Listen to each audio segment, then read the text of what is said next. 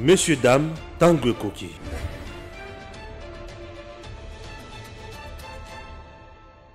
Messieurs, dames, bonjour et surtout bienvenue dans votre émission Tanguy Koki. Nous sommes là en direct avec Patrick Eyale, qui est venu bien sûr pour la première fois sur le plateau de DMTV officiel. Cette fois-ci, on a un déplacement. Mais avec lui, nous allons épingler la question d'actualité et belé. Oh, bah, Monique, bah, cause un malade de mitema, bah, s'abstenir, voilà, naté. Mais oh, bah, Monique, bah, on a courage à Kolanda Bissou, qui nous tire à souka, bah, zéla, bah, Landa Bissou, calmement, sans insulter, mais question de recadrer, Makambo et belé, Nambo Cannabis. Nous démarrons. Patrick Eyale, bonjour. Bonjour Stéphane. Boniti Mezali. Qui Mezali, bah, les bossons na sala déplacement, mingi mingi yom toyaka. Na lingina lancé appel na les nombreux followers, téléspectateurs oba prechaka bemisho balandaka. Je suis venu pour la première fois dans le studio à Stéphane. Sur la salle émission, mingi mona batu balandaka ngai na WhatsApp, na Facebook, tout à la émission, tout ces peli, tout boy na boy. Meilleure manière ya encourager ce que Stéphane fait, c'est de lui apporter une assistance qui peut le permettre à développer l'entreprise à tiango na ba conditions plus professionnelles. Moi je vous lance un message de soutenir ce compatriote qui a un grand travail. Moi, je suis venu à la 7h du matin.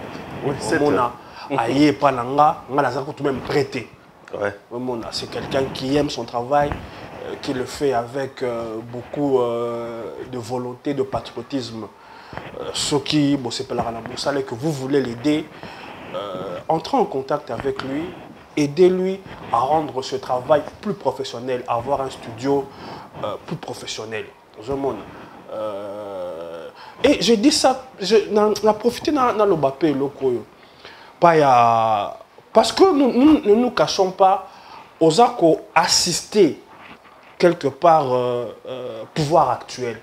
Mais quand je vois les mêmes dirigeants, main forte, au Bapé Saka, d'autres amis, mais qui sont dans la mission, il y a qu'au torpiller action chef de l'État, il y a qu'au torpiller communication chef de l'État.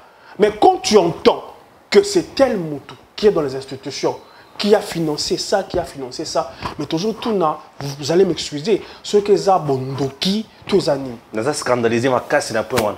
Tous les jours, si je me pose cette question. Je ne citerai pas les noms. Non, on ne cite pas les noms des gens aujourd'hui. Plusieurs amis qui ont fait des chaînes de télévision, ils ont été financés en grande partie par les gens qui sont dans les institutions. Bien sûr. Mais comment vous, qui donnez de vous pour accompagner ces gens,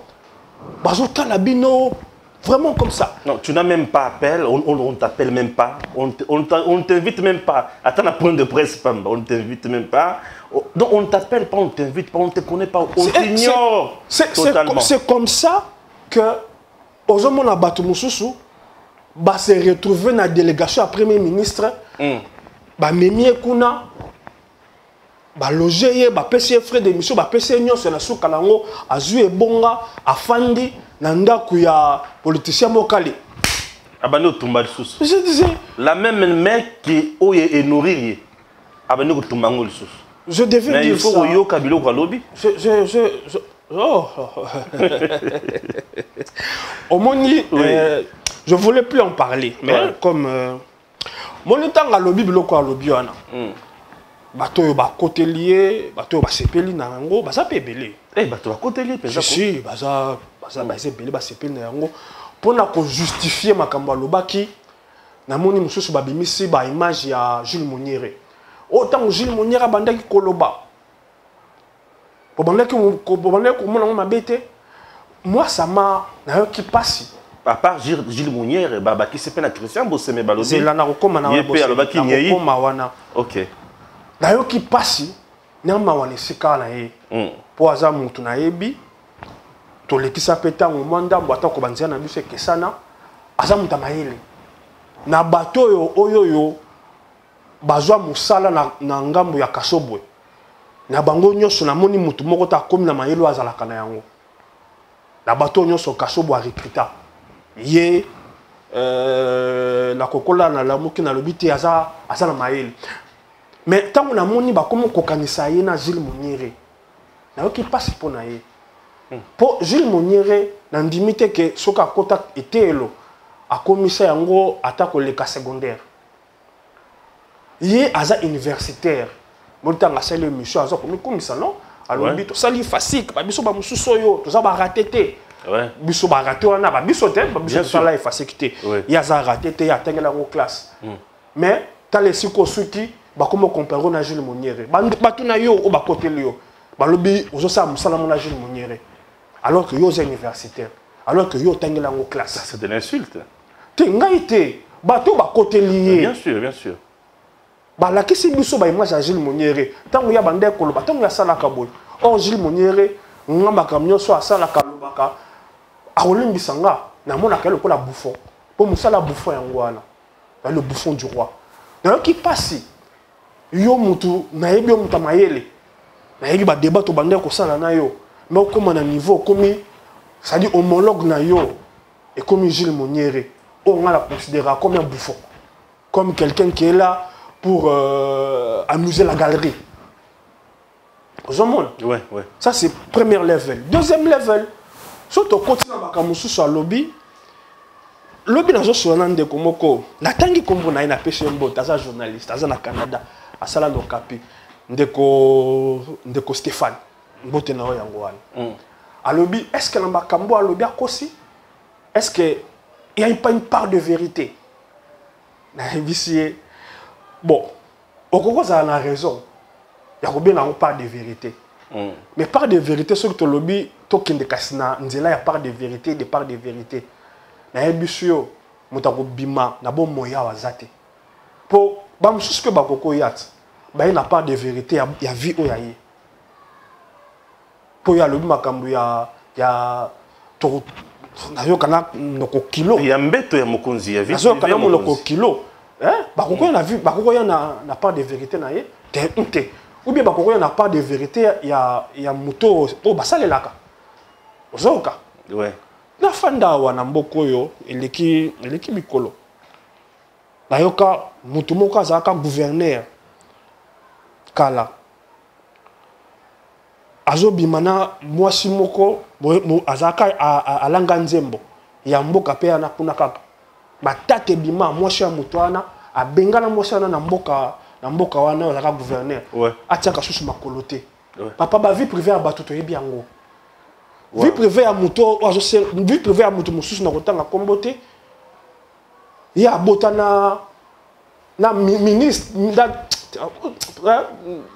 ozomona bloso to kote na nzela wana mutu akobika aza te nzela oyo alingi wana oyo bato bazokumisa mutu akobika aza te eza nzela oyo bato na bwanya bato na mayele bato batangi etelo oyo te olelakisi bango qu'est-ce que l'éthique qu'est-ce que la déontologie bakokota na nzela na te nzela tokotikela yango baboketu tokotikela yango ba Jules Moniere soki yo lingo koma concurrent boketu oyebisi biso oyebisi biso tozio to classe na ngambo moko na boketu po biso bato tokende etelo toyebi ete eza na makambo mosusu ate matio na mutato oyebi esengeli te koloba po okofungola nzela na oyo balobaka kermesse ya oyo balobaka ya voilà on y va la foire quoi po eza na bamosusu baza candidat kana eyenge be na oyo toloba bamosusu balobaka ye aza moto alingaka kosangisa nzoto mibali na mibali tokende yango tozwa nzela na biso nyonso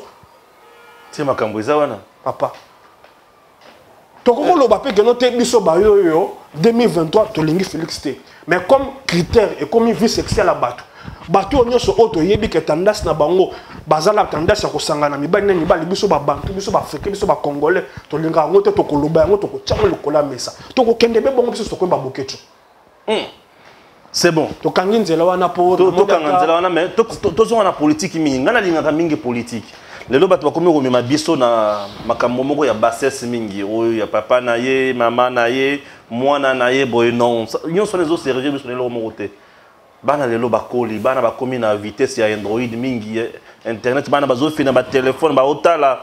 Je n'aime jamais insulter pour moi na ngata la ndingi papa zofinga. Ça me fait tellement mal. Je ne peux pas faire ça. Raison pour laquelle moi quand je m'attaque dans ma cambo, na s'attaque na ba propos ya bato et non na ba vie privée ya bato. Bon, les gens qui aiment parler de vie privée des autres, c'est leur éducation. Mais dis-moi on dit que le président Joseph Kabila, lui quand même c'est un président, on peut le citer, il fut président dans notre pays, à l'âge de 29 ans, à Salaki Makambo ya minene ya ko sangisa Congo et Kabwanaki, mais le président à l'âge de 59 ans, est incapable de faire ça ya mutuya. Ce qui a coûté à Congo na niveau où Joseph Kabila a coûté à Yango, c'est que Congo il qui disparaître yo le Bénin. On me dit là-bas ce qui Togocha tout refait na mulangi to tambol na yango. Ozoyoka. Et là on a ebi. Et là on a ebi tant sali compa. En fait, mon so kotali subtilité ya communication oyoyo coalition ya bato basangana pour bunta Félix basala. Oui. Et ça kotali sabato était Félix est pire que Kabila. Bien sûr. Ozomona. Oui. Et bandi na été ça eloko moko ça mis dans laboratoire bo orienté bato bongo. Mais là on a ebi. Na si to kozongela on peut se deux faits. To kozongela on a setanga matata. Ndeko luzolo bambi. Wa zalaka da eleko Kabila nomaki asalaka étude à lobby chaque année Congo to perdra 15 milliards. Oyoyo ba benga ngo coulage de recettes. Très bien. C'est-à-dire mbongo li kota na caisse à l'état et zo kabanzela détourner pour se retrouver dans ma poche ya ba individu. Ouais. Tanga ya makamone lobaka na yebi to sala ba débat to ba loba lokuta Congo za na capacité ya kokotsa mbongo ya bongo te. Mais na mois d'avril là na avril na mois moko kaka ba instrument o ekotela ka Congo mbongo na caisse à l'état écoute ici 1 million et 1 milliard 600 millions.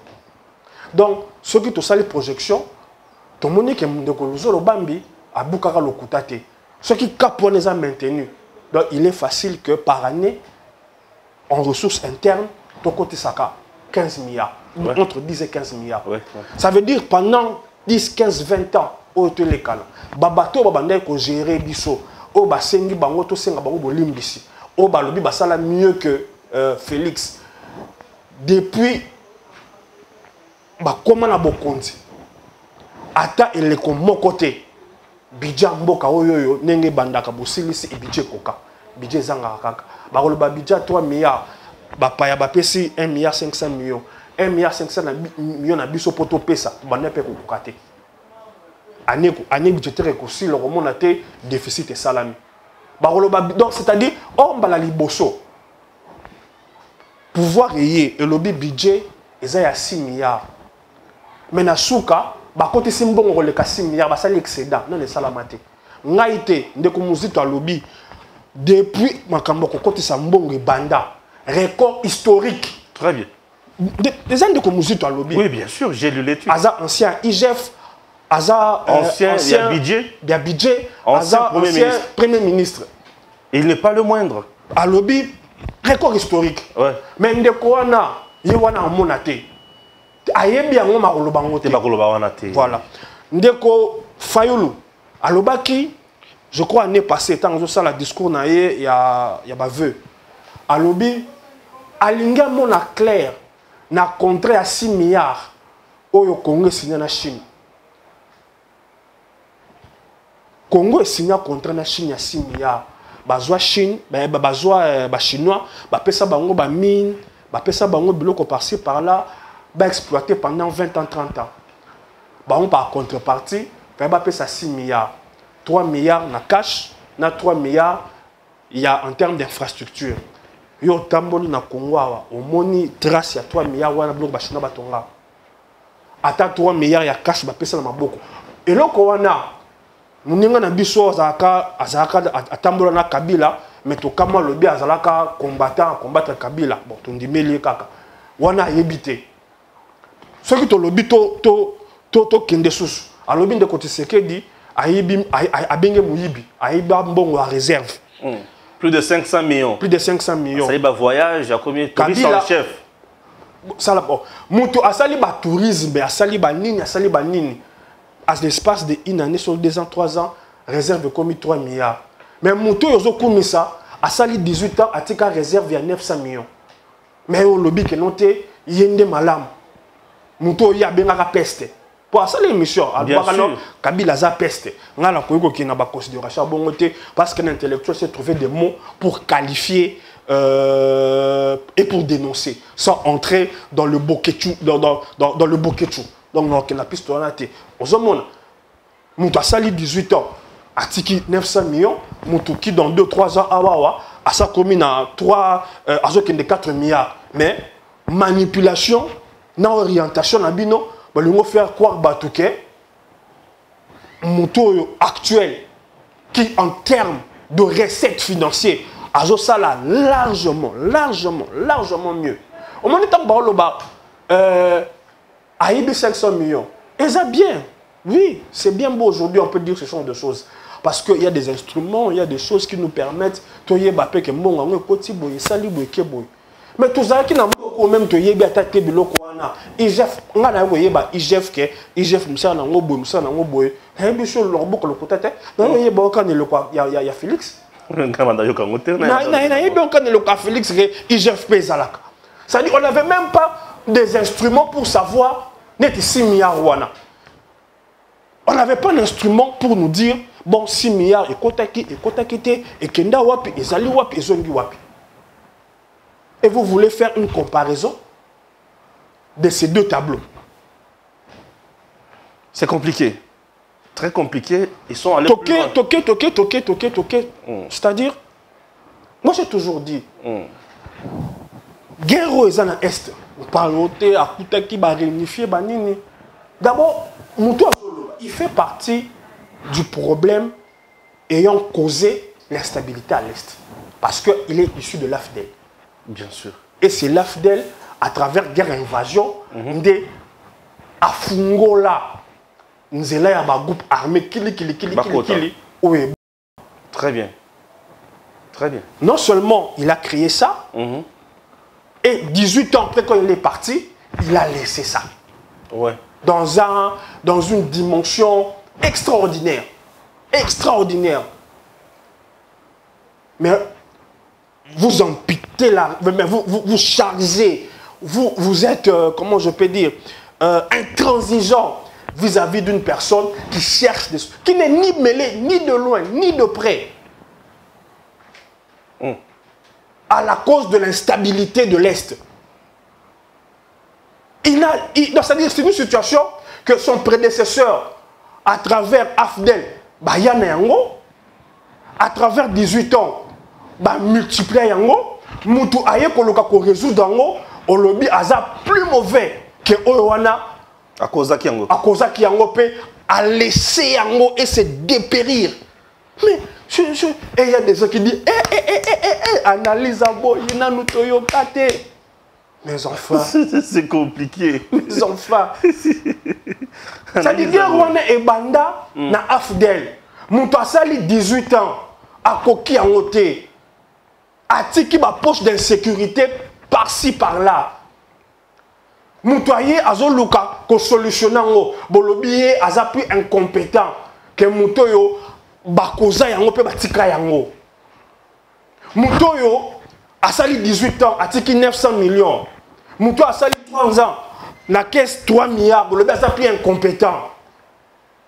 Mutoyo oyo yotan bozalaka yo moko sali vidéo nazana se ya terrasse basolukanga babo mangali kola nyongo na ngai bafutaka mbongo na ngai au-delà de tout cet endroit c'est son droit de oui, il travaillait pour eux bien sûr faki bafuta mbongo na ye ouais ozomona c'est vraiment c'est vraiment à perdre sa tête quoi. Mais aujourd'hui, il est traité du premier exilé politique comme journaliste.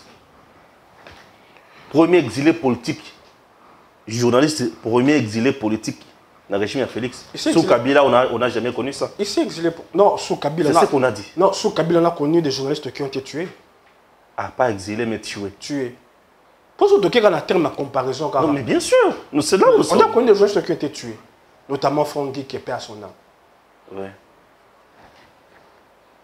Pas exilé, mais tué. Tué. Puisqu'un exilé est en vie quand même. Oui. Et il continue, et non seulement il en vie, il continue à parler, à critiquer. Non, pas à critiquer, à diffamer. À diffamer, ah ok, merci. Il faut faire la nuance. Ah merci. À diffamer. Oui. Pour moi, il y a Kabila. Attends, il y a Mobutu. Papa. Il y a l'école loba, n'étando muke, ok loba makambo avec sexuel à Mokonzi. Ah, et bandi boni. Attends, meli bangiango. Et bandi boni. Mais ils ont les locaux moko loba qui. Voilà nandimeli tanga loba ki to senga. So ezali loko na kosenga Kabila bolimbisi, ezali loko moko.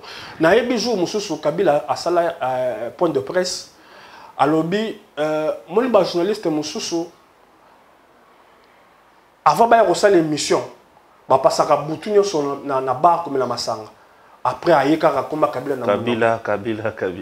Oui, il l'a fait dit. Ozomona. Tanga loba kango la silika kamakasi na bi po nini kosaka na batu boy. Mais na senge lo bolimbisi. Ah oui. Parce que je pense que ça na batu mususu yamboba leka ba loba. On dirait ba sala kamakambo yo Kabila azalaka ko alobaka eleko wana. Na côté wana na Kabila limbisa ngai. Pour na juzaka sévèrement tant alobaka ke bayike kati na biso yamboba leka netando moke. Balexaka butu mobimba la komela bimela mela na yango na lobi Kabila limbisa ngai po à part bimela mela na monite mutu à part bimela mela o balobaka kozala kamikaze ça dit ba pecho le meya kende ko loba kende ko panza et ça na nzela mi balé wana à part nzela mi balana na monite. Plus loin, on a dit encore que... Mais le koyo tozawa depuis Zaïre, depuis toyeba ke Mobutu abimaka na passa. Assistant ma passa te azuina banies, assistant banies. Yoka ngo to leka na ngona TV to senda ngo débat. To ke pa yango ta. To lobi onote o libidi soki nini wana ko bimisa ba momoro ya bosoto. To yoka yango. Mais au-delà de ça, oyoka yango na mboko te makambo na bien ngote. Bon, yoka bakama musée. On a rolo bango te poser na tina te. Non mais c'est sa vie privée. Et c'est na tina te. Ils sont intéressés bisoté. Soko ezab loko bato balobaka soki bozangi makambo ko loba. Bien sûr. Boko mo luka na biloko moko boye. Et voilà, pour ça to lobi to kende bongo. Na ba kondi na biso yo bato to yo ko pesa ba leçon o balobaka ba leçon de morale. Na biso Hiroshima. Donc vous avez boîte à Pandore. Hiroshima, ceux qui te l'ont dit bon ça va, to kebon Hiroshima. Ah bah toi on fait. Ah totika. Kupanzate. To beta masolo sala mona motuya. Kupanzate. Oyo biso ba to kenda ata biso to ba raté. Mais na mo ndambo atielo to kenda. To ba pesa biso moi sans civisme. Oui. To yeba auto ko koloba. Merci. Si ça dossier, on a un point très important. C'est un point très important. On a intéressé vie à Batouté. Moi, je m'intéresse plus aux autres là, Mboka. Parce qu'on dit que Joseph Kabila a laissé un État, une administration. Et quelqu'un d'autre aussi ajoute pour dire que le régime de Kabila a laissé même des entreprises, entre autres Congo Airways, avec des avions, le régime Tshisekedi Bomiango, au-delà de ça, Tshisekedi Akouti Transco. Abomi o yakutaki mituka moko yeye comme trompe-l'œil atinda kotoyo une gestion propagandiste. Qu'est-ce qu'on peut dire? OK. Omoni soki toujours ça la comparaison. Oui. Bato bazo semblait ko bossa na ke mutu o bossa la comparaison. Il a eu à gérer ce pays à peu près pendant 20 ans. OK. Donc 20 ans après, les gens sont fiers de dire qu'il a laissé une compagnie qui avait 4 avions achetés. Dont 2 et Salaka, il y a 7e mai, il y a 2, Moko et ya Efanda, Moko na premier vol nango et Fandi. C'est ce pouvoir-là que lui nous demande de Senga Bolimbis. Ok. Tout en sachant que compagnon ande basala yango, Muto azwa milikanisi nango ana, ça reste à vérifier. Bon, il n'y a pas le biais que alors que ngala uti kota la Lobiawa, ndeko Zara premier ministre de la France, François Fillon, Bassambisiye, Bakatelier na Etumbu. Pour la mbeba oyo asalaka tango azalaka premier ministre. Pour la mbeba te, pour la mbeba oui, et le koyo enquête judiciaire et fungwa maki. Azalaki sur ce premier ministre te. Bakambwa oyo Bakatelier ezana le ko azaka député. Mais c'est-à-dire dernière fonction na ye ezalaka premier ministre. OK. Basambisiye et sika oyo wapi basambisaka bato oyo ba exercer en tant que premier ministre. Très bien. Équivalent il y a autre ko benga le pa na biso cour constitutionnelle. OK. C'est le même modèle que nous avons imité. Nous avons imité presque c'est le mimétisme institutionnel. L'esprit à la constitution française. Française, bien sûr. Même quand le jour tu voudras qu'on parle de l'éligibilité de Kabila ou pas, tu ressens la comparaison, je vais te montrer comment on a copié cela. Donc, voyez-vous, c'est-à-dire, compagnie de la sala yango, nakati toyo kaka, yemoka zaka pas actionnaire, azala bakso ebele. Or, compagnie on a l'État subventionné yango. Ouais. Vous avez mon kérosène, ba pesa ka bango yango ofele. C'est-à-dire l'État a aidé compagnie moko zo côte ça ba dividende oyo ba particulier mususu bazozwa mbongo. Et c'est ça qui a été la philosophie de la Kabylie na ba entreprise ebele. Zo mona ba bomizo. Donc, la preuve aussi, la Congo central, Sinat et Koufaki. Sinat. Par exemple, à Bongo Zébélé. Mais au moment où je parle de Sinat, na régime ya président, na Chamou Amouké, Sinat va au Tukotombola Yango. Il y a un contrat qui vient d'être signé, il y a 2-3 jours passés, par Madame ministre d'État en charge du portefeuille Adèle, avec le gouvernement, avec le président, ensemble, la synergie, on a signé. 11 ans après la cessation, il y a activité à production. Et Songolo aujourd'hui, c'est du boom. Donc félicitations à Adel Kaïda. N'a salué DG Jésus Noël Cheke, Oyo Batiye pour Azongisa Sele. Waouh! C'est touristique. C'est touristique en Sele. Pour l'État. Bien sûr. Nanzana ilike témoin mo baluana na mosala na makasho azalaka nango na vision azalaka na yango ntsele wana ekozonga zoyoka ouais bato basalaka wana baza ba fonctionnaire à l'état eloko wana ezia mutute ezia à l'état mobutu atazaka mabe na ye lo mususu asala mais apesa ngo à l'état mobutu paka ko comme ça kinga kati il y a ça à l'état ezia à l'état ezia domaine à l'état. Wow, bah nommé de Jésus Noël chèque pas tomber le siango. Ozomona. Le ko na zo yebisa yo politique la bongo zaki bongo. Ba bomi batiki port Matadi à genoux. Allez bango ba sali ba port na bango privé. Port moko pemena za rasuri MGT. Ya bango ba port privé. Bien sécurisé, bien outillé. Ba ju ba koti na ba Thomson, bango moko ba koma na ba grand distributeur. Ozoyoka. Ndelo ko bongo Bolobi noté, il y a ça là bien, il y a ça là mieux. Bateau, il faut corriger. Et vous les exigez de tout corriger en 5 ans. C'est pas moi. Ndeko Kamitatu, Neleko Azana Kabila. Aloba était Mbokoyo. Kobong Sangon à 5 ans. C'est impossible. Ngaïté, Ndeko Kamitatu. Ndeko Kengope, Aloba Bebongo. Ozoka. C'est vrai que on ne va pas excuser le pouvoir actuel. Oui. Il y a aussi beaucoup de choses qui auraient dû être faites, qui n'ont pas été faites. Mais entendre les gens aujourd'hui, faire la comparaison de 3, 4, 5 ans de ce qui est fait ou n'est pas fait avec ceux qui ont eu 20 ans. Mes enfants, je ne pense même pas que Kouza Diamba, Kouza Masanga, et que c'est ça, une comparaison à bon. Non, et ça au-delà. Vous les avez sur le niveau petit. Très bien. Ozoyoka. Très bien.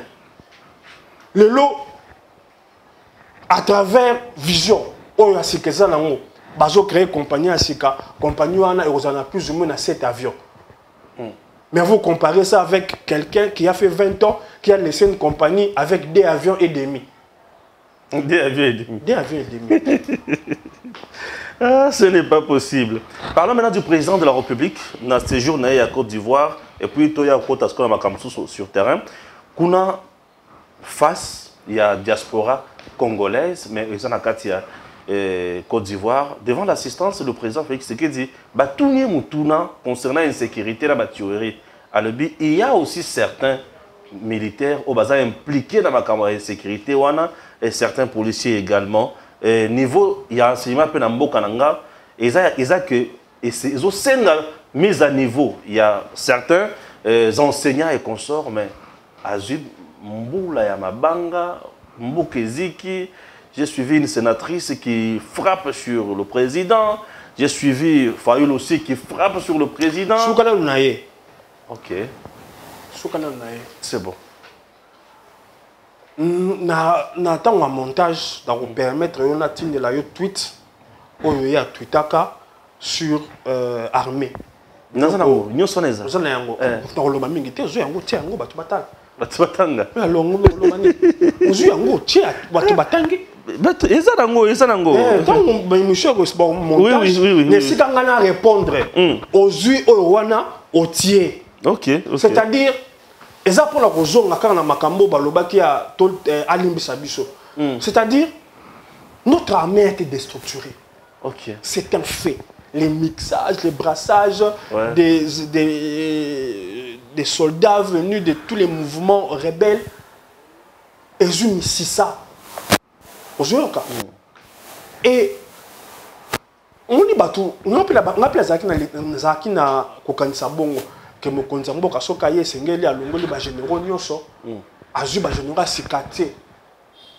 Tout bon ayebisi ngana na ndeko yanga po biso tozanga mwa ndeko taza na kati ya armée ayebisi nga ya le sala makabongo te waleza bato basimbi minduki OK basala ka yango bongo te oya kolongola bato awa ko sala remi ménage mbala moko eza biloko bakinda nango malembe musala ezo salama ozoyoka bato wana bazana eza na chaîne et c'est constitué il faut ko landela ko yeba ba implication habi ngana zo ebisa yo la kutanga komo na eta za mutu ya armée alobi ezana bateau yo basa na liste rouge déjà mokonzi mais esengeli koluka ndenge nini ya ko corriger bango pour ceux qui ont sali yango babe o créer sous ba rébellion mususu o créer sous ba poche d'insécurité mususu au delà aussi tout ça na ngwana ça dit ça to sakana bakamunyoso maintenant on a tout ça populisme était parce que mutu nyonso bakotia wana akozala biti na loko wana atande ko otangi wana akoya ta lobi ba généraux nyonso wana po longola ngopocha bon na kasho to ba kesambisa bango ezala ka bongo te c'est du populisme on peut blaguer avec tous les sujets mais na sujet wana to ça populisme était OK ozo général wana kan te longola ye te pour y créer ma poche d'insécurité, ma rébellion, l'au-delà la opposition qu'on a maîtriser, au bâti la biso après 18 ans. Vous avez un cas? La Silisouana. Donc, continue à mon enseignement. Ah, Nzambe. Parmi bateaux bazoloba, et beleba na bango, soit batanga dans l'école privée, ou bafuta kaba $10 000, soit bana bango ban étranger. Et ça nous pousse, ça nous pouvoir. Vous avez un cas? Atanga yawa, sur les acquis la makoki. Bana ba otanga nekolo ba otanga te na yebisho solo makoki ndezo empêcher nga na tia bana na ngesi ko ba ko za formation pour lobby bazala la bagage ko permettre ba bazala compétitif ozoyoka très bien ezambongo ndezo zanga ngai bato bazo chance ko za la former eza ba parents na bango bazala makoki ba tie moi mon solo ko tanga sa bango biseke koki bana na biso bandeko na biso ba compatriote na biso o bazo tanga na basankusu o bazotanga na Boende o bazotanga na Ikela yo kanise te bazana formation malamu ngaite na lobaki ngala lokotanga kaka bato professeur Mokonda alobi 80% ya bato bakoma na université babi ko komate babi ko lobate ngaite professeur Mokonda ni parler ni écrire na lobaki lona kotanga kaka bato professeur Mokonda ozoyoka ngana zelite mokonza mboka lobo makama enseignement bato balanda nga bayibi yango lobaka ngo ezala enseignement ezala ngana sangisa yango ozoyoka na tia même en termes de civisme ozoyoka ntango nazo comparer ntango toza bana bathéâtre tozotala ntango ofanda otala théâtre de chez nous ozotala papa Kwedi ozotala papa Dodunga Fula oyo kotala na makambo ezosalama eloko oyo c'est-à-dire ntango balobaka mboka ekufi ko ozoyoka bato frère eza na monoko te moto akoloba bêtise ndenge alingi ozotala bana classe ozomituna na professeur na bato bano bazotangisa on a affaire à des brigands on a affaire à des kuluna on a affaire à des non papa pour me konza mboka nda lobi yango eza biloko na habité populisme yango comme na niveau nini. Heureusement pour moi ba vidéo ezali na décriaka na lobby na ça qui débat moko je crois il y a un mois na lobby la gratuité c'est bien mais il faut évoluer il faut changer le programme parce que blom sous total tanga na ba primaire na ba secondaire eza sous na sens té eza bloc ba belge ba tikela biso. Oui, nous donner un nouveau système d'enseignement. Il faut changer adapté dans le monde. Et il n'y a pas seulement le programme. Et par rapport aussi il y a aussi la qualité des enseignants. Bien sûr. Il y a eu du clientélisme. Bien sûr. Aujourd'hui, n'importe qui peut devenir comme enseignant. Ouais. Quand la socomoni enseignant, au tali, au qui diction, n'est pas zoloba. Au qui cherche des poules. Le lozoka enseignant, zoloba français, zoloba. Oh. N'a pas professeur, bazobi malheureux, il y a politique. Mais professeur et politique. Basé bilé. On a docteur. C'est-à-dire, mais le koloka passi. Tango, bazo boma, biteni nyosho ya mboka. Tango.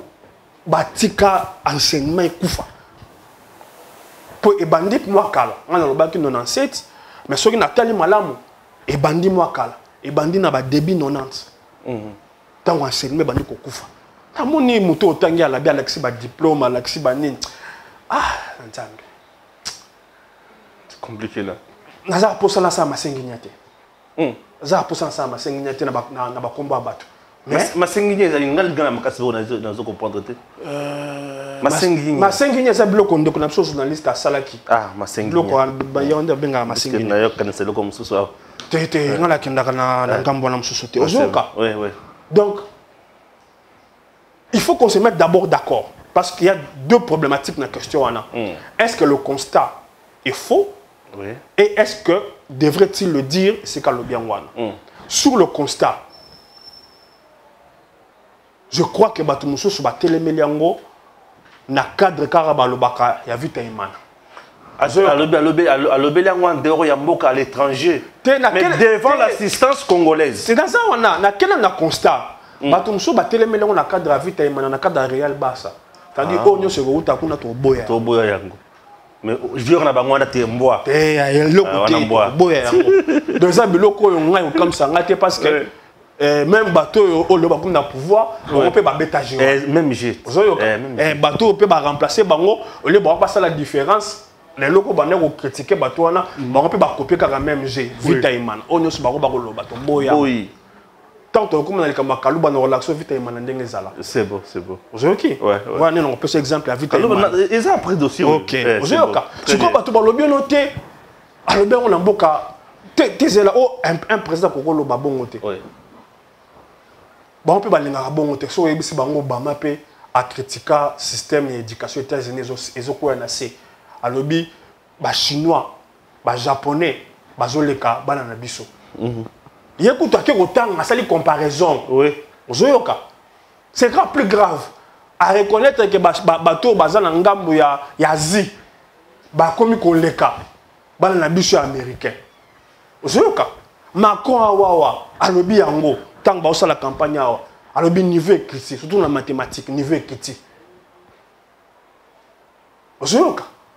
ça n'a pas créé des problèmes là-bas vite imana kuna tanga lobby yango il a été réélu ezala ba fait mususu tango mutubu alobaka oyoka nanga ba opposition na ba majorité ba partager même constat mais sikoyo ba comme sikoyo mutu na mutazo pesa ba piste la solution oyoka te constat wana eza solo e bandaki tango basala keloko boy poto bongisa yango biso to ko sala boy biso to lobi boy biso photo sala boy biso photo ozoyoka ouais ezaka te vita emana to kosi eloko zo mona na yango te po net na France ozoyoka bango so baza unanime que niveau ya ba apprenant na bango eza kokita na tel domaine mais mutu na mutu comme pesa siko proposition mais awa ozoka batu ba boyi balobi niveau eza makasi eza likolo oyo be sénateur soit na l'excellent ba diplôme ngana tanga koto yo mamba yo tangi siko bandeko bana na biso oyo bazo tanga na bamboka na biso bazo za formation malamu mboka kutu tata ki sasawa esa ba école mosusu côté otali na condition na mutazo tangisa mutasali constat que eza na échec no bolobi tes échec te au lieu bon reprocher yé koloba été bongi sate au lieu loba eza échec bilo bozo loba tes échec ezate j'aurais compris que les gens comprennent bato bazo loba na été au lieu loba et pas dans beza plainte so donc ça dit na il est plaintif c'est-à-dire oyebi mon invité manezo book ça bat même maïl ce bato ningo ça nande ko Stéphane ala tindere nini tende ko Stéphane a été ensemble en noir a été chemise sans cravate na so tablé na décrire situation c'est tout vous comprenez na décrire situation oui allez blanc sur comme ta décrire situation bolobi noté à se plaindre il a décrit une situation qu'il a héritée que même le président précédent avait aussi hérité. C'est-à-dire la situation s'est enracinée comme dans le domaine belé. Maintenant, il faut le bousculer, le pousser à trouver des solutions pour l'enseignement. La gratuité, c'est beau, c'est bien, félicitations. Mais où sont les réformes? Comment faire la mise à niveau? C'est cela le débat. Oh non, tu as le bien en étranger. Mais le bien, Congolais n'a pas voir rien. Il n'a même pas dit devant la foule ivoirienne. Mais dans une salle devant les Congolais. Est-ce que Yébike? Mais il a parlé aux Congolais. Est-ce que Yébike? Nesikarana. Et Tanda, on est comme Congolais. Diplomatiquement, ils sont considérés comme espace congolais. Mais bien sûr. Donc, tu changer de débat. C'est bon, merci. Très bien. Chers compatriotes, vous comprenez, là, je reçois aujourd'hui Patrick Eyale. On a bien un doyen. Puisque Baza va s'appeler ça moi, moi mingi. On a invité, moi, tout ça, on a fanatique déjà. C'est ça le problème. Non, ça moi, mongwa. Tout le monde, comme Belinga, oh, tala beyalo, bazoloba. On peut pas bondir ça Kabila. On peut pas bondir ça Kabila, tabazo. Na fan de la bien diable ngai. Na rolobate que naza parmi bateau, j'aime pas m'attribuer des moi mais tout ce que je sais de moi. Ouais. Ngai na bande ko sa analyse na ngai, je veux dire j'étais un analyste de salon. OK. Voilà comme dans les réseaux sociaux, bateau batanga ngai ba yebinga balobi ah papa. Olobaka malamu za analyse malamu lingi politique mingi. Et puis avant ça, moi j'ai suivi une formation dans le journal, il y a papa dans pigiste. C'est-à-dire au Kenya, on fait la rédaction, l'action des Bakomaka. Donc c'est-à-dire, moi je n'ai même pas. Dans le bloc on a un loba. C'est la preuve dans le tour, tout ça la mission 93, 94. Na Komaka dans le journal. 94. Na Komaka na komi article ba corriger ba l'action ngani ba salaka. Zoyoka sikoyo balobi ngai longa na yebi tant na bandi na leki liboso na leki na émission liboso la pêche mbote ya Freddy Noël tué zaka na kiosque te mais na pêche ça ska bongo mbote parce que kuna pesa nga passage mingi OK muto azolanda ata ya kanisa yebinga kolekanga moko ko bandanga na bandi ba position na ngeza ki clair muto moko na kotanga kombote. Parce que na bato babano le pays a 3 camps. Et c'est na camp ya Kabila, c'est na camp ya Lamuka, c'est na camp ba soutenir Félix. Ozo ka ngana ko la ngosonité. Net na France ba lo bakaya 3 camps tout ça, so ko tali total journaliste o yeba ke ya kenda kabo mais débat ne ça té. Muto moko ya camp ya Lamuka approchenga. Abi na landi au moins 2-3 fois zo lo ba bien, ozo solo la bien. Mais kuna ba kabakate. Kuno kozolo roté yaka wa nemba ande maezali na yana la muka na ebisete monitang basala ka sou eloko tant conviction na yo tindio ne loko c'est pas dire que nyoso Exemple, tu as moi si, d'après cet exemple. Ouais, ouais. Tu as moi ça a 10 sur 10 de critères na yo le karaté. Jamais. Mais c'est-à-dire, tant que tu as dit que ah, ça va. Oyo a te zangi, oyo a te kokite. Mais, oyo, na ko sanzela na ye. Oyo, azang na kokiko. Ozoyoka. Et ça n'est pas choix politique. Na ba conviction n'est pas là. Ozomona. Oyo ki, olimbi sanga la tala ka politique en France mingi. Bandeko, oyo gauche basangani. Basangani sur le point où Monique est au rotambole longo. Na mususu baza en désaccord. Na mususu bazo kanisa bloc mo côté. Mais baza la même sensibilité. C'est-à-dire, au-delà de tout, ce qui a motivé ou qui a conduit à ce que je sois plus proche d'un tel camp que d'un autre camp, et ça, c'est un critère mokobo. Et na ba critère wana, critère ya mbongo et zalate. Pour ceux qui ont mbongo, j'allais me retrouver dans la liste de bateau la kasobo. OK. Dans la liste de bateau la kinga kati. Parce que kuna yebani to yebi que kuna nde et c'est kakatuka bien zande baloba balobaka. Quand tu reviens, likonda. Donc ce n'était pas une motivation bousculée par le gain de l'argent. Tout sauf ça. Parce que si c'était pour l'argent, tant avant l'élection salama, après l'élection, bato ya kasobo, na bato kinga kati, ne bango baza mieux nanti. Bien sûr, ils ont l'argent. Oui, ils ont l'argent. Bato balobela kabango, bakipa kabango malam.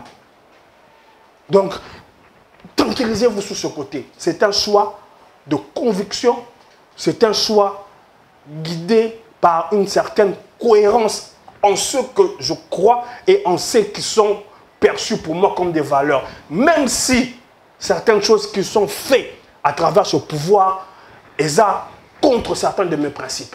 Elles sont aux antipodes de ce que je crois. Mais quand je fais la comparaison entre les différents corps en présence, donc je n'ai même pas réfléchi deux fois. Très bien. On a Kendono Théo, on a Senga Bolimbisi. Donc c'est-à-dire qu'il n'y a pas match en termes de liberté. Il y a beaucoup de gens qui ont des choses. Les missions morales, on a le moment comme nous, on a le Kangangate. Ouais. Très bien. Tu es chico na tolonga makambo ya Côte d'Ivoire, tu es en RDC, tu moni Martin Fayulu. Non, avant Martin Fayulu na matata, tu banana na cour constitutionnelle. Après tirage au sort, Kaloba Lungwe, Dieu donné mon soussoyer. Kaloba qui kakaboy, battu ba lobby qui Kaloba Lungwe pour aller à Kimbongo matata yé mon quoi tweeter à lobby. Je n'ai jamais corrompu le professeur Kaloba. D'ailleurs, il a dit un bon droit et non un droit politique à la cour constitutionnelle. Aujourd'hui, qu'est-ce qu'on peut dire? Impression d'ailleurs, Kaloba Lungwe, est-ce que le président Félix Tshisekedi avait une dent contre Kaloba? Kaloba, selon vous, n'a pas été à la hauteur de ses tâches? Est-ce que va régler compte? Voilà. Pour l'instant, la première partie, tout ce que moi j'observe, tout ce que moi je sais, c'est que Matata n'a pas été jugé. Non, Matata n'a jamais été jugé. Voilà. Jusqu'à présent, non? Matata n'a pas été jugé. Ça, c'est le premier constat. Maintenant, tu sais, dans principe, je n'aime pas donner des arguments d'autorité sur des matières qui dépassent compréhension il y a fait. Donc, comme je n'ai pas tous les éléments qui peuvent me guider à dire que les choses se sont passées selon les normes, je ne peux pas aller en profondeur. Mais le constat que je fais, c'est que les mêmes personnes qui ont dit que Mokonzamboka a Tchaki Kalouba, selon Machu Amoumeno, pour assurer réélection, c'est les mêmes aujourd'hui qui défendent Kalouba. Contradictoire. Vitaïman. Ok. Zoka. Ouais. Tout le monde a l'obité, et ça me plaît, Matata, tout ça, na logique. Hein? Réélection ya Mokonzi. Na dossier à Matata. Et l'autre que fait à la prééminent. Et ça, réélection à Mokonzi. Et Matata, c'est petit. Na moi logique. Ouais. Je monde. Pour ceux qui m'ont pour Bolobaki, pour Alobaki, ils ont gagné. Attends, Matata est candidat. Ceux qui ont la logique comme Bolobaki, suka ye kaka mutu oyo ba tchaki na oloba ke mutu a gagné eza mutu anomaka so to landi logique oyo mai mataka wa putole mataka wa tango banomaki kaloba ozoyoka. Donc je n'ai pas trop d'éléments pour juger des faits qui ont conduit na départ ya Kaluba. OK. Ozoyoka. Mais na ça il faut tout na cycle ya vita emana eko boma biso. Moi na tangi ndeko moko alobi violation des lois Azam Kabila. Alors que loi et lobby oyo bango basala que ba renouveler la cas par tirage au sort. Après tant moko donné 3 ans. Ozoyoka. Mais tirage au sort et tikala bosala maté outé le kwa Kabila. Mais mutuale le kwa na monaka violation té. C'est violation na tango na zaki. Ozoyoka. Tant ba ko appliquer le ko bango ba commander balinga kezala. Alobi yango violation. Oui, c'est comme ça.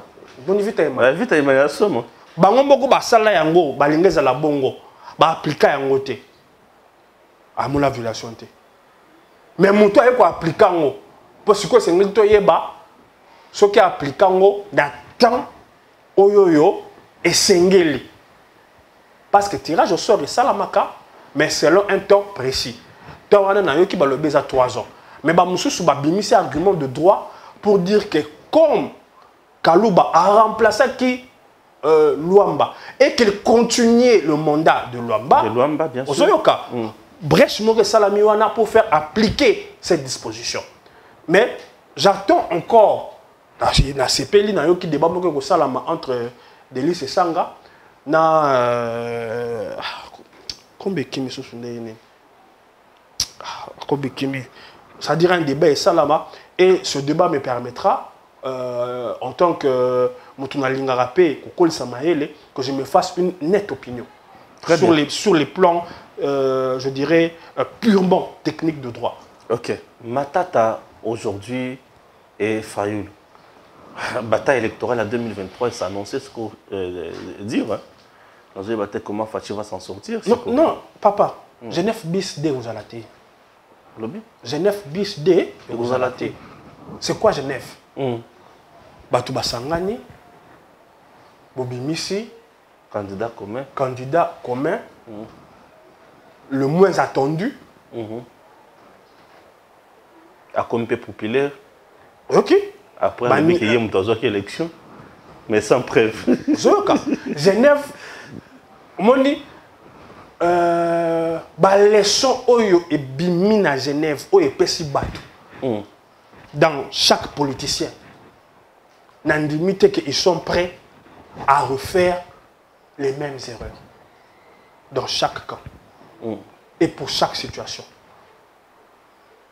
Et la somme des choses qui ont été faites et les leçons qui en ont découlé, l'indimité que le lot, Genève bis et pour Salama. On va vivre, et l'eau qu'on a commis, il y a Bible et Loba, chacun portera sa propre croix, de sa propre charge. On dit, oh, il y a ça. Et ça, on dit, rien n'a pas ça. Bah c'est le mois qui dit. OK. Rien les autres kende. Ce qui réel écoute nina PSG. Bah joueur à Barça, bah quand il bat à Paris Saint-Germain. Ouais. Bah longoli bango. Tant que réel écoute nana Chelsea. Ce qui n'est équipe ni sous na habité. Bango sous bah comme il bat à Chelsea. Tant que longoli Chelsea et na City. Beaucoup mona to sangani. Mais réel longoli City.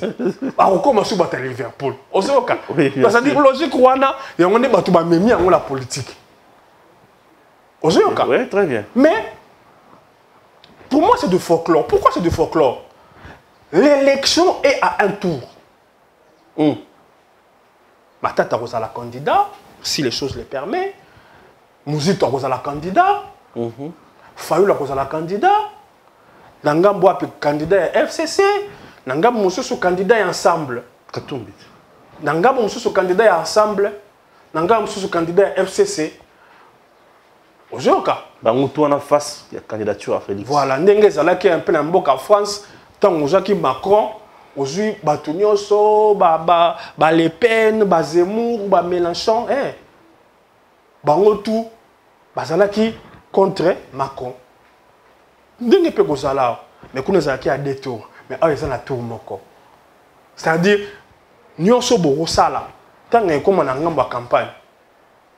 Matata a okena Maniema te akesa la campagne ya Fayulu. Tant okena Maniema a la campagne ya ye. Kuna pe akondongwana nande ko Salomon a la campagne ya candidat ya ensemble.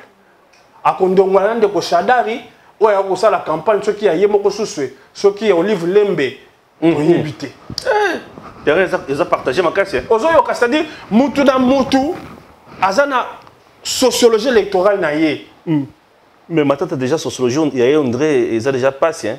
Maniema ezalaka déjà na soko sangisi les 26 provinces. Muto et province za na prochain électoral ya mukie o ba vota ba za mukie za d'abord Maniema. Waouh. Oui. Maniema déjà. Maniema ezalaka ceux qui les chèques étaient avant dernier. Et ça déjà nassé. Et ça déjà nassé. Kuna siko akabula yango. Na Salomon Kadela qui va battre campagne pour le candidat d'ensemble, na Shadari qui va battre campagne soit pour Olive Lembe, soit pour lui-même, ou soit je sais pas moi pour Denis Akilanga.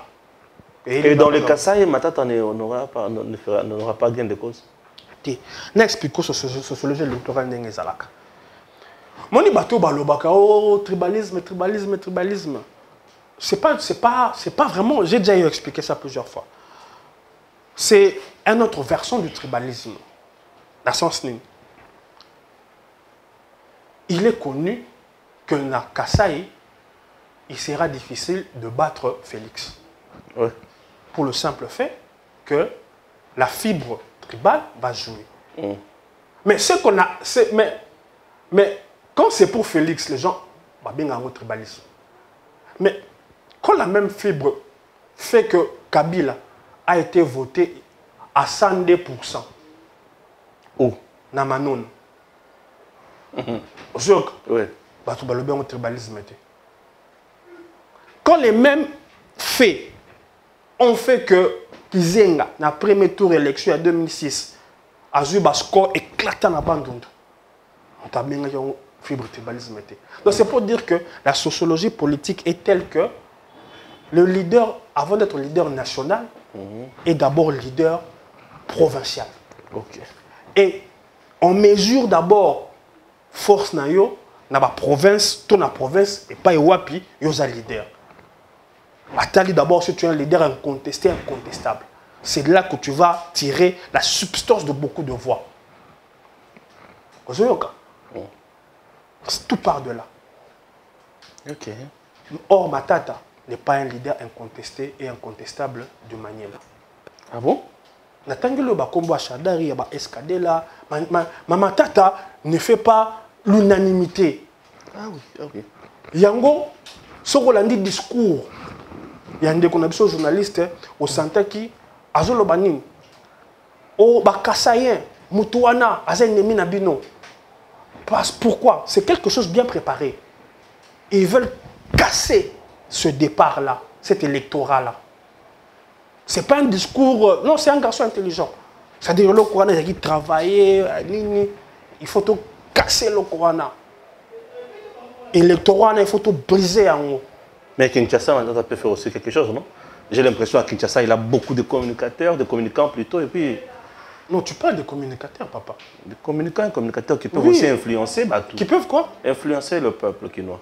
Ah.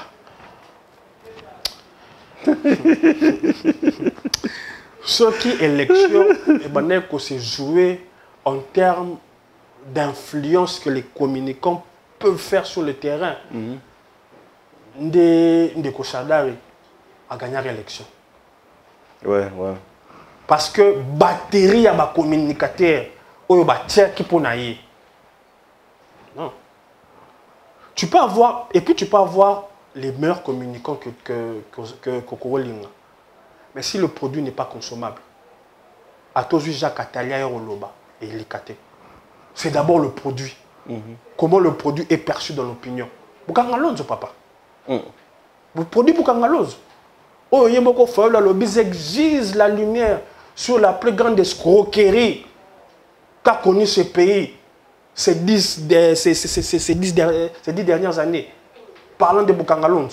Mais hier, il n'a pas pu poser cette question à l'homme le même orchestre du grand projet Boukangalonde. Question na yo lengue. Question na yo lengue.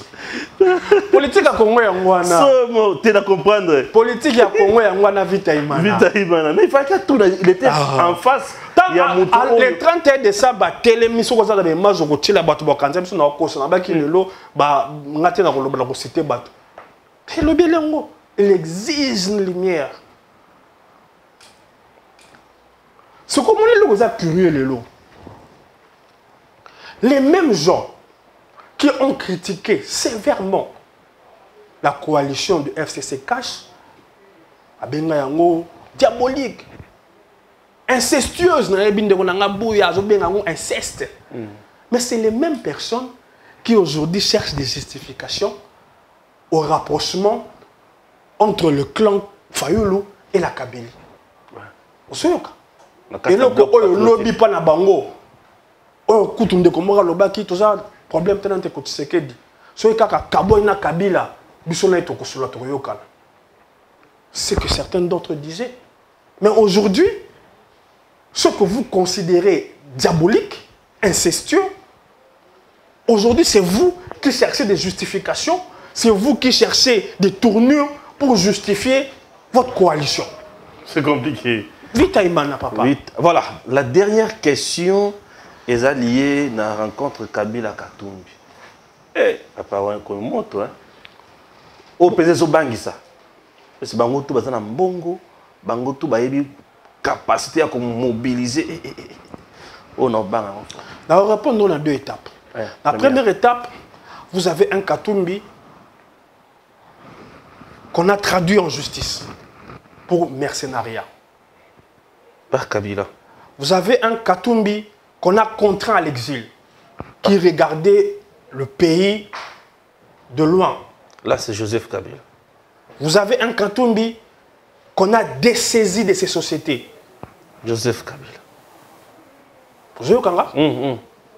Vous avez un Katumbi qu'on nous a présenté comme italien, le Kaba des pères et des mères et Banda Panabaon. Bien sûr, Kabila. Voilà. Donc l'homme qui a tué vraiment Katumbi, c'est Kabila. De l'autre côté... qu'il a mis au monde et qu'il a tué également. Oui, ce ne sont pas politiques. Bien sûr. De l'autre côté, vous avez un Félix qui, au mépris du conseil qu'il lui a donné Kabila, parce que Kabila ne voulait pas du retour de Katumbi. Voilà. Ça, parmi les gens qui ont été Kabila,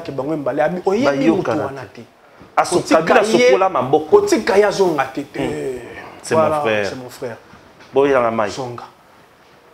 Justice, ça, Moussa Nayo. Ceux qui sont sociétés Zaye, société Zonga.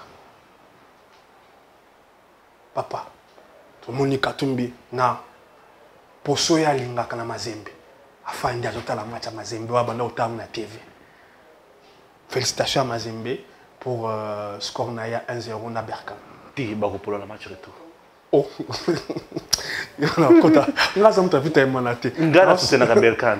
c'est mon équipe d'enfance.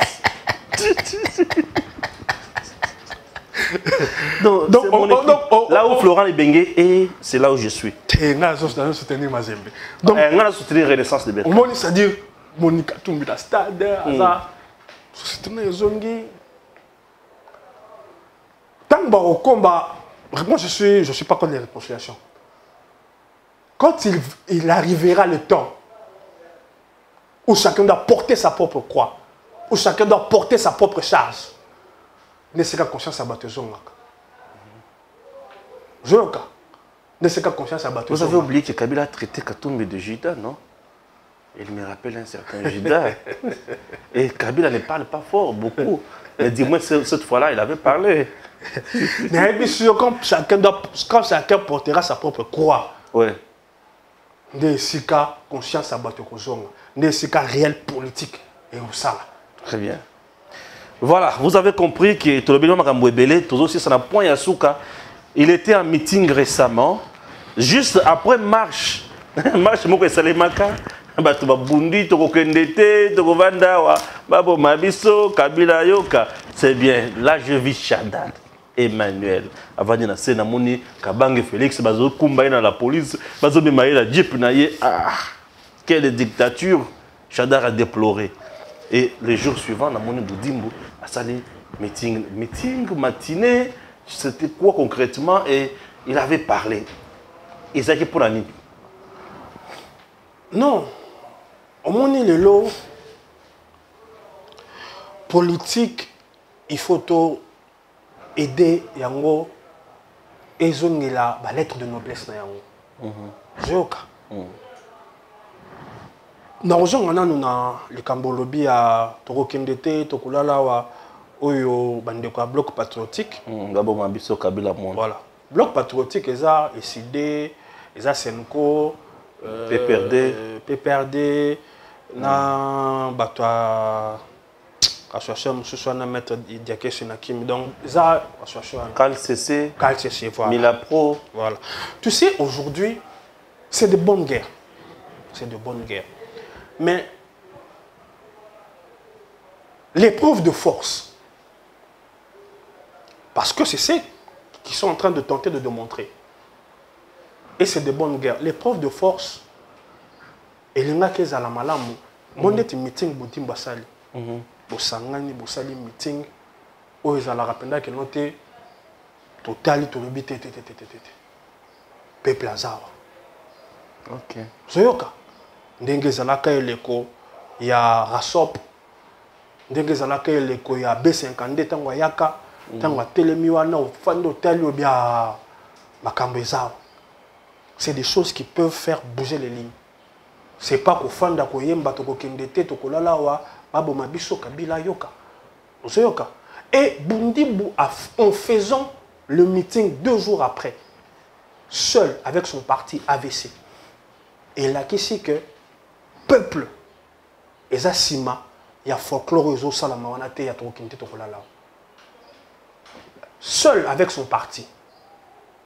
Faire un meeting, pas d'insultes, pas de colibés, à soutenir autorité morale Oyabango, qui est le président de la République, a PC bilan il y a 3 ans. Robin a eu une émission spéciale tout ça la bilan. Pas mal. Tout ça la non bilan. À l'Obeliango, au Fando, Tali. Oh, Baloba était à comme ministre na loterie. Azapé Moutaza na parti, na ba cadre, ba militant pe belé boy. Hôtel le que ça m'a qui 2 jours avant, l'obité. Tout ce qu'a vu Taïmanako. Tout ce qu'a vu Taïman. Et donc, ça dit, meeting, on est là, que c'était, en tout cas, une grande partie à peuple. Ils ont en gros, si maté, et à Batouya, tu reconnais, tu as là, tu as Kabila, Ayok. Quand on a un meeting, il y a parti, il y a AVC. Ok? C'est très bien. Voilà. Tabanzi, tu as commis la souka, il y a une émission à Bisso. Il y a une émission à Bisso, na kotuna question directe. Et pas, il y a Patrick et Ali. Vous après? Il y a un peu comme le bloc, on a TikTok, on a France. Comme la TikTok. On a une question directe. Question directe, la réponse, on a eu qui pas balobi contre le président Félix Tshisekedi. Puisque notre chaîne Edem TV officielle Bandeko n'a pas été mise en place pour insulter les gens.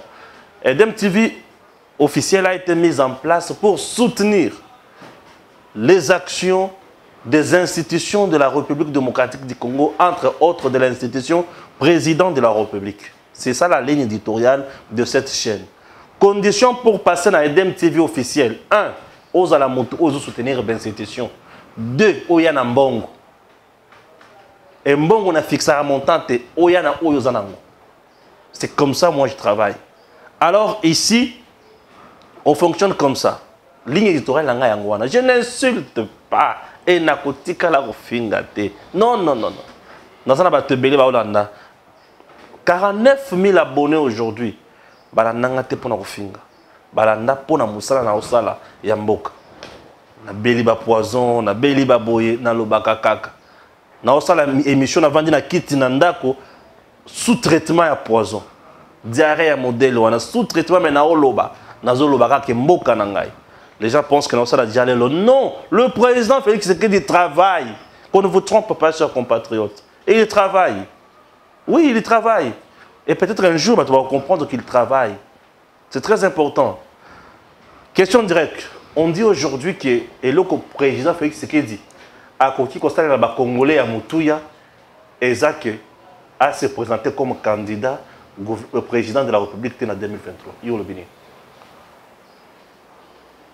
C'est le droit de ceux qui le pensent. Mais moi, je vais vous dire aujourd'hui pourquoi Batouba Loba Yango. Et ça, une fuite en avant. Pourquoi? Mais si le président est si impopulaire, pourquoi vous avez peur qu'il postule? Ça, c'est première réflexion. S'il est impopulaire, si les gens ne l'aiment pas, pourquoi vous avez peur qu'il postule? Laissez-le postuler, qu'il morde la poussière. Deuxième réflexion. Poligny Félix T. Oui, c'est votre droit. Poligny Barabas. Poligny Barabas. Très bien. Les gens ne s'assument pas. On est monté à l'Obaki, Kabila Limsabiso. Il place sur la ligne. Qui nous disent Tolongoli Félix. Aïe Sabiso to voter nani. Aïe Sabiso. Aïe te obo voter moutonio sauté. Aïe Sabiso to voter nani. Moutoua Koloba aïe to voter. Attendez biso combo. Tu es qu'on ça la comparaison. Ah bon? Tu es qu'on ça la comparaison. Très bien. Deuxième question. Tu es qu'on ça la comparaison. Papa.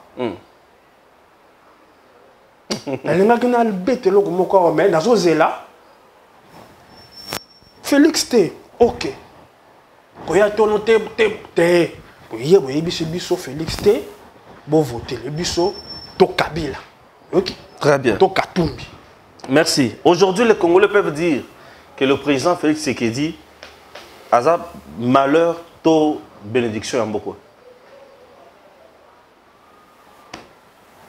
Hasard malheur pour les gens dont les cartes Visa ont été déconnectées. Hasard malheur pour na batoyo bazola ki bango banda ko ya ko futela na ba GB na ba Gombe par-ci par-là bako kendaka ba Dubaï na cadre ya porti porta ya visa carte Visa. OK? Hasard malheur pour na batouana. Asa malheur pour na bateau qui bénéficier na coulage de recettes. Zoka ne sikawa pilelo ba DGDA ils ont coté 1 milliard 600 millions ne le koana ils ont comme même pas 500 millions. Zoka ils ont comme même pas na ndenge ke mbongo zo coté mais zo kendre décision mususu. Asa malheur pour na batouana. Oui, à ça malheur pour Nabango. Merci. Patrick Eyale face à 4 candidats. Martin Fayulu, Matata Pogno, Félix Tshisekedi, Moïse Katumbi. Choix na yo kozala nani pe ponani. Papa choix nangaye ça clair na rokende gauche droite bien que ce n'est pas le moment, ce n'est pas l'heure de faire de telles déclarations, mais mon choix c'est clair et mon choix est connu. Je ne boyi batum sous wana pona ni tangale biso no choix na yo pe oye bisa biso je dis c'est boyi kotanga bon c'est votre droit na ndenge ya ba principe na ndenge ya éthique na ndenge déontologie rien ne permet en cet instant que je me prononce sur un candidat, mais il y a déjà des candidats qui sont déjà prononcés. Oui. Dont certains seront invalidés. Hey, Seigneur. Toi aussi, ça sera un candidat à Souk. Matata Pogno. Na tché à la barre. Matata Pogno, a une vision et leadership. Il y a Mouzé. A une vision et leadership. Il y a Tshisekedi, Etienne. Azana vision, il y a leadership, il y a Lumumba. Azana vision et leadership, il y a Joseph Kabila. Soukawana. Politique, eza biloko balambaka basangisi biloko bila babenga ngoni. Kombo nango dans lingala na habité na français babenga ngo une tombouille, une bouillabaisse. OK? Joseph Kabila baza OK? Soit oza l'école oyo, soit oza l'école oyo.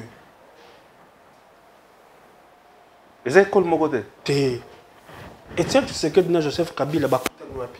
Na ndenge na bango ya kosala makambo. Moko aza baba, balobi aza baba lobaka te. Mususu azalaki moto alingaka contact ya bato ba meeting koloba, azalaki na ndenge na ye, yene moto. Yende moto ya. Ils aimaient le Congo. Yene moto ya na principe. Ya auto zolinga mwana na ye asala kokisa te l'état de droit. Ah OK.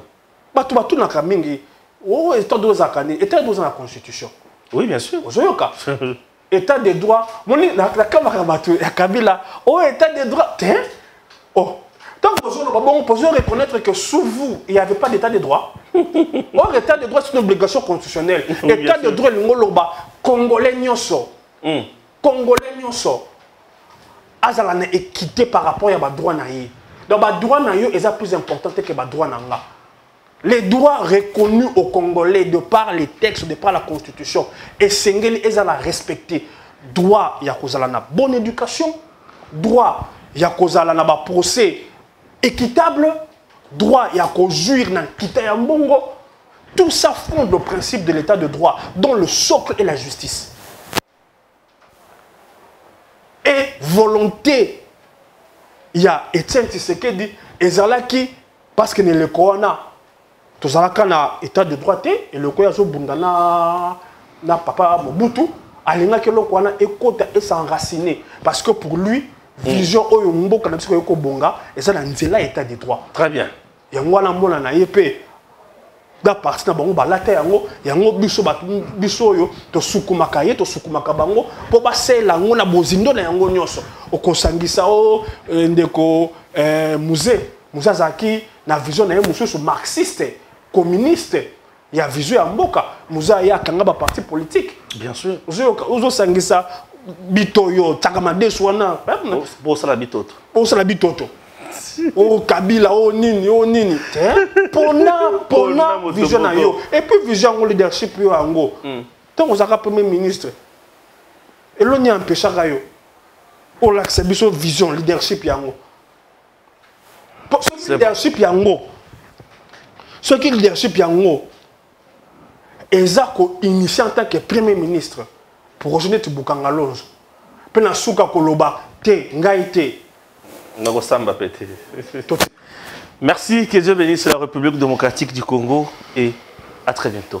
L'Institut supérieur du développement rural Tchubashi est un établissement d'enseignement supérieur public de grande renommée dont les résultats ne sont plus à démontrer. Il est sans conteste un véritable atout pour le développement. Cependant, l'ISDER Tchubashi a toujours des problèmes de bâtiment. Après plus ou moins 40 ans d'existence, il doit cesser d'être sous-logé comme dans le passé ou d'être locataire comme dans les cas présents. À l'instar de l'ISDER Bukavu, il doit absolument disposer d'infrastructures propres et dignes d'un établissement supérieur officiel d'importance capitale pour le développement de la province, voire du pays, faute de quoi il ne saurait efficacement répondre à la mission qui lui a été assignée dès sa fondation. En 1979, sur les cendres du centre préuniversitaire de Kananga, est créé l'Institut supérieur de développement rural de Kananga, sur l'initiative de fait Monseigneur Martin Léonard Bako Lewailunga, archevêque métropolitain de Kananga. 3 mois à peine après son ouverture, il est fermé pour des raisons d'ordre financier et budgétaire. Mais ses biens et son personnel, hérités du centre universitaires de Kananga furent consignés à l'ISP Kananga. Je suis secrétaire général académique de l'ISDER Tchibachi et j'assure l'intérim du directeur général. L'ISDER est un institut public donc, créé par l'État qui a fonctionné dans les bâtiments de l'État. Et entre-temps, nous avons acquis une concession à 7 km d'ici, à Mwimba, où nous avons construit 2 auditoires et un espace bureau qui peuvent contenir chacun plus ou moins des 100 étudiants. Et là, nous avons un espace pour la pratique. Et nous avons également une concession à Tchibachi, plus ou moins 5 hectares, où nous allons surtout pour la pratique, les champs, l'élevage, la pisciculture. Nous étions jusqu'il y a peu dans les complexes Athénée, où nous avions nos auditoires. La plupart des auditoires nous avions trouvé et d'autres que nous avons réhabilités ou construits. Mais depuis l'année passée, il y a un projet de la Banque mondiale avec la province qui voudrait réhabiliter tous les complexes Athénée. Alors de la sorte, on a demandé à tous ceux qui étaient dans ce bâtiment, il y avait l'UPECAN, l'Université pédagogique, nous-mêmes, ISDER et plusieurs écoles secondaires dans le complexe Athénée, nous a été demandé de sortir parce qu'on doit réhabiliter les bâtiments. C'est ainsi que depuis cette année académique, nous sommes partis de là et nous avons loué cet espace les temps que nous construisions nos auditoires à Mwimba. Oui, ça fait d'ailleurs une de nos valeurs. Nous avons 15 professeurs, docteurs à thèse dans différents domaines. Nous avons 4 ou 5 professeurs, docteurs en sciences agronomiques. Nous en avons presque autant, docteurs en sciences sociales, donc sciences économiques, sciences sociales, sciences politiques. Nous avons un docteur en théologie, pardon, en philosophie et 3 docteurs en théologie. Le chef des travaux? Nous en avons 28, je pense, je ne me trompe pas, et nous avons également 46 assistants de premier mandat et de second mandat. L'État nous a signé comme rôle de former de techniciens en développement rural à 2 niveaux. D'abord des gradués en développement rural et des licenciés en développement rural. Et pour cela, nous avons plusieurs filières que nous avons organisées. Traditionnellement, nous avons des licenciés ou des gradués en organisation sociale, en planification régionale, provinciale et régionale, en administration rurale, en technique rurale. Nous avons ajouté de nouvelles options comme la gestion, administration de projets, développement et environnement,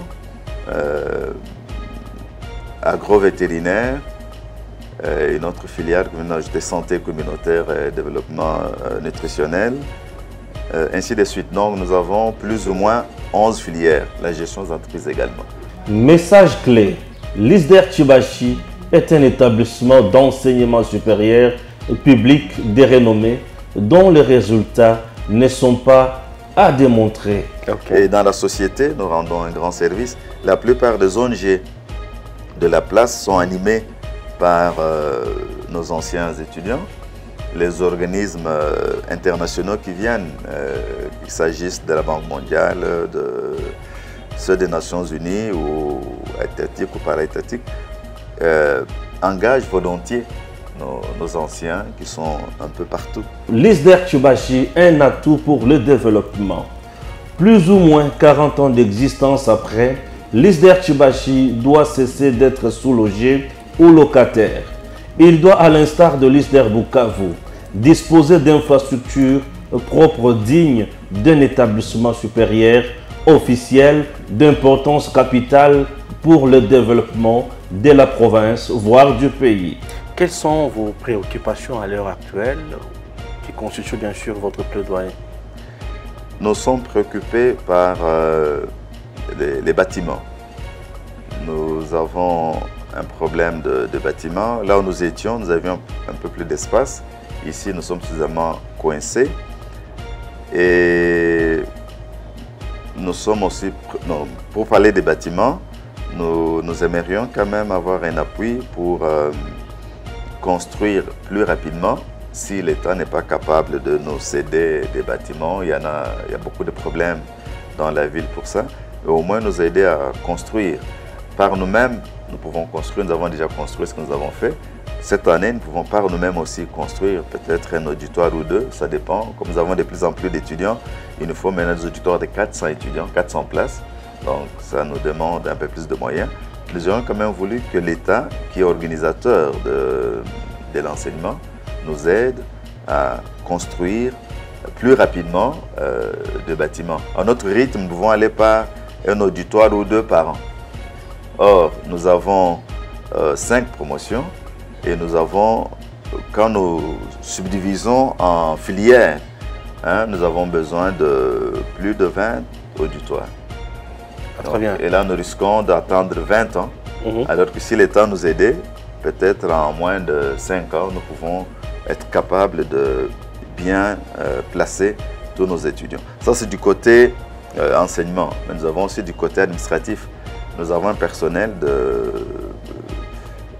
plus de 100 personnel administratif. Et là, il nous faut aussi de l'espace pour ces gens-là. En plus des auditoires, je pense qu'avec notre site, si l'État nous aidait à avoir un home pour les étudiants, parce que nous sommes en dehors de la ville, c'est 7 km, et sans moyen de transport, les étudiants ils vont avec peine. Donc, pour le moment, ce sont les finalistes que nous avons placés à Mouimba pour des raisons stratégiques. Un finaliste ne va pas abandonner. Il est en 3e graduat ou en 2e licence, tandis que les débutants, nous les gardons en ville pour question de facilité. Mais si nous avons un homme d'étudiants, de filles, des garçons, une restauration, je crois que ça nous faciliterait la tâche. Et même le milieu aussi les plus propices à l'enseignement. C'est calme. Il n'y a que les chants des oiseaux qui nous dérangent, tandis qu'ici, en plein centre-ville, on est à côté de marché, on est à côté de tous les bruits de la musique, des églises, et de tout le monde. Parfois, l'enseignement perd sa qualité à cause de l'environnement. Donc, notre environnement là-bas est meilleur et nous ne demandons que de l'appui pour nous aider à aller vite, pour mieux construire et construire plus rapidement. L'ISDER dispose déjà d'une concession à Mouimba, 32 hectares capables d'accueillir des infrastructures nécessaires à son fonctionnement. Ces infrastructures, dont le coût est estimé à 10 millions de dollars américains, comprennent entre autres 15 auditoires, une bibliothèque, un amphithéâtre, 15 bureaux, des ateliers de pratique professionnelle et un hangar pour l'entreposage d'équipements. Les dites infrastructures peuvent, et comme c'est le cas dans les autres provinces, être financées par le FPI dans le cadre de son programme de subventions. Notre appel pathétique pour doter ISDER Tchioubaji des infrastructures propres à la taille de sa renommée est lancé au président de la République, à l'autorité de tutelle, son Excellence Monsieur le ministre de l'Enseignement supérieur et universitaire, ainsi qu'à toute personne de bonne volonté.